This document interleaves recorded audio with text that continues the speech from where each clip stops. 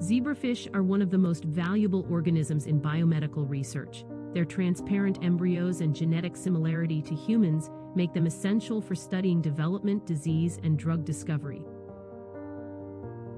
But despite their importance, one part of the workflow still slows everything down: assessing embryo viability. During our visit to the Biomedical Research Center, the zebrafish team told us they were still doing this manually, counting embryos one by one. They also showed us automated tools like the egg sorter, but it was large, expensive, and surprisingly slow for routine use. They asked if we could help, and that became our incentive, to create a faster, portable, and accessible alternative.